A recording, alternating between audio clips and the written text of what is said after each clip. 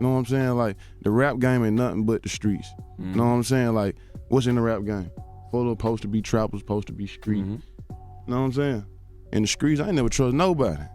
So now, years later, and I'm on doing some whole nutters, you know what I'm saying? Like, come on, now I don't trust nobody. So I just feel like, oh, this is how I'm moving. Cause I know I got people that don't like me. Plenty of them. This ain't just started. You know what I'm saying? Like, I've been having haters, big haters since I was 15, 16. The hip-hop industry is constantly getting exposed for shady business deals or accused of preying on people that might not have much life experience or guidance. It's common for artists in these situations to sign contracts that disproportionately benefit the label, only to regret it years later once they aren't seeing the money that their music is bringing in. But it may be even darker than that. Labels might be signing artists they believe have a higher chance of dying early, specifically due to homicide. Not just to capitalize on the short-term spike in streaming numbers after they pass and their tragic deaths makes headlines in major media, but rather for a large payout on insurance money. This theory was recently suggested by journalist George Chidi, who played a large role in covering the RICO charges against YSL and blowing the whistle that the DA's office in Atlanta was targeting other rap-related groups that have ties to major artists like Future and Playboi Carti. He seems to be a pretty creditable source, and his main focus is reporting on political issues in Atlanta. He recently shared a theory that seems unethical and downright disturbing, but unfortunately it would be profitable, and when that's the case, it often tips the scale and people are able to justify it to themselves. George took to Twitter to ask Atlanta rap artists that are signed to a major label to look closely at their contract and to review the life insurance coverage terms. Although this seems like an odd thing for artists to really fuss over when it comes to signing a deal, he believes that the record labels have darker motives and are insuring their rappers at a high amount so that there's a huge payout for the label if the artist dies during the contract. However, it gets deeper because George brings up the point that through statistics and analytics, the labels are able to produce estimations for the likelihood of an artist to pass away from violence, and with that knowledge, they can intentionally try to sign people that fall into the higher risk range. To further break down the situation, Chidi put it like this. Consider that an artist gets signed for $50,000 plus a chain. They also have a 360 deal that entitles the label to a percentage of revenue from all sources of their income. The expectation is that the label will make a modest amount from any given artist, with one or two breaking out and covering the speculative expenses of the others signed to the label. It's the same financial strategy a venture capital firm uses to evaluate investments.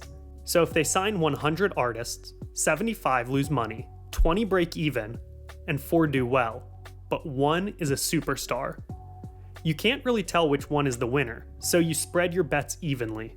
Only suppose that they're all being insured like the label expects them to be the big winner. If the portfolio value of any given artist is, say, $100,000 in this scenario, you have $10 million in investments, and you're expecting about $12 million in revenue, for a reasonable return of 20%. That's the profit margin of the big three labels, Sony, Warner Music Group, and Universal. But you're not insuring each one for $100,000, you're insuring them for $12 million.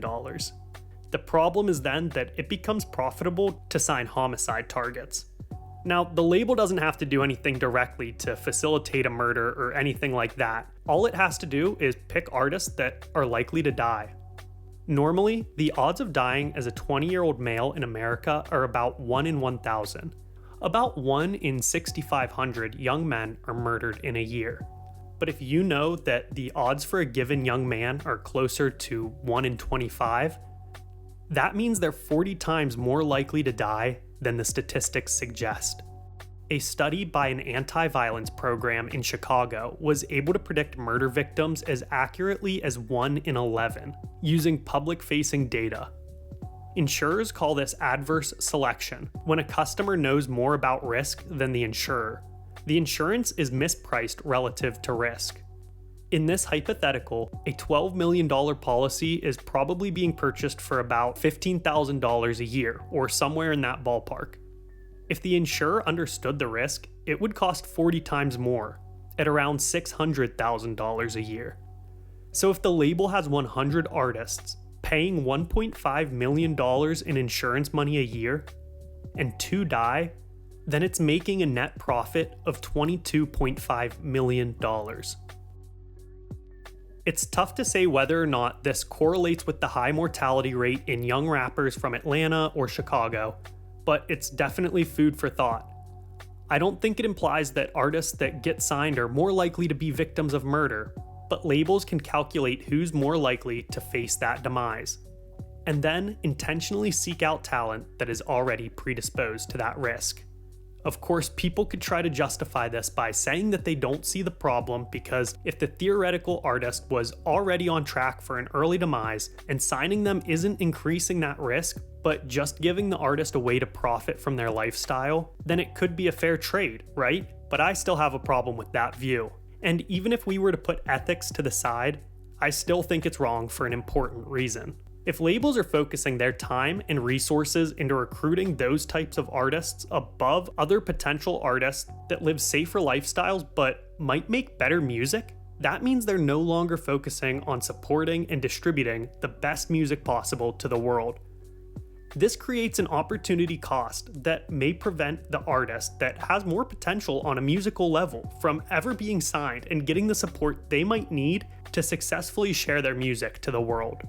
And if you think that it won't affect you because you're not an aspiring artist, at the end of the day, it will, because the quality of music in the mainstream for all hip-hop consumers would decline. This is a deep topic, and I'm interested to hear your thoughts on this, so let me know in the comments.